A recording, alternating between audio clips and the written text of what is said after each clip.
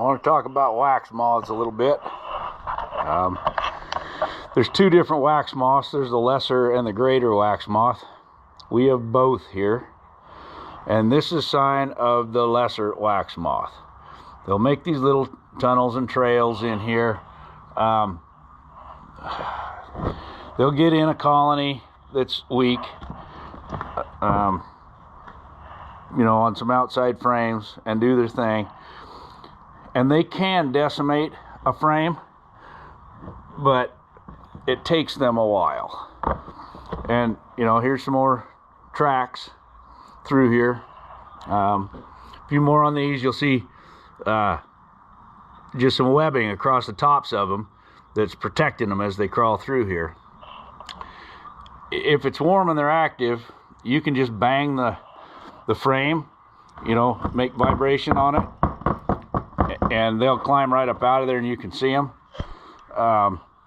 You can put that in the freezer for 24 hours, a little longer, and it'll kill them. Now we're getting some cold temperatures here, but they're not staying cold all night.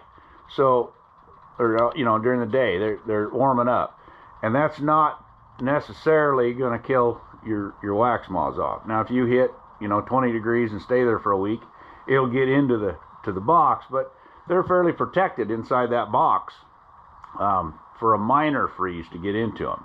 But I want to show you what the greater wax moth can do. Now this, I saw them starting in here this fall, and I went ahead and left them in here because I wanted to do this video.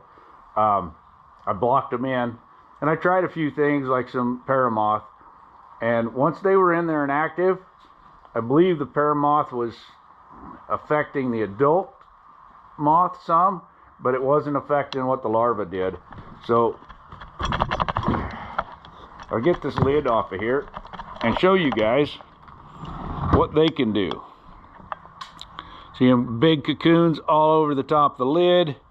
They're all down inside here. Here's some that are hopefully dead, but they may just be dormant because it's cold. We'll take one over and put it on the wax melter and see if it starts moving. Oh, that one looks like it's pretty mushy. But these things will do major damage. As you can see, the amount of cocoons that's in here is unreal. And they'll not only, I don't know if I can get one of these frames up out of here. They'll not only, you know, eat the wax, these guys will dig into the wood and actually do damage to your wood. And they are tight in here. And everything that's sticking these together is cocoons.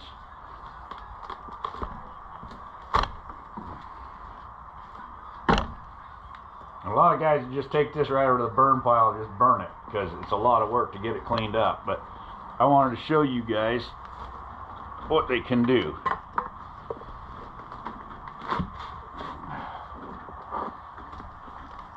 These were completely drawn out frames. You can see they've eaten every bit of wax off of it because there were so many in here. But these guys will actually, here we can see it over here, where they've actually chewed into the wood some. They'll get up in here in these little holes and live where they're hard to get rid of and get them out of there. They will bore into the side of the boxes and eat them up. Here you can see another spot that they've chewed into the wood. So they can do more damage than just eating your wax. Where the minor, the smaller one, the lesser wax moth, it'll get your comb, but it doesn't generally do major damage to your wood, and it doesn't generally make a huge mat of crap like these have. You know, where it is just full in between every frame, every edge, the lid, completely covered with these things.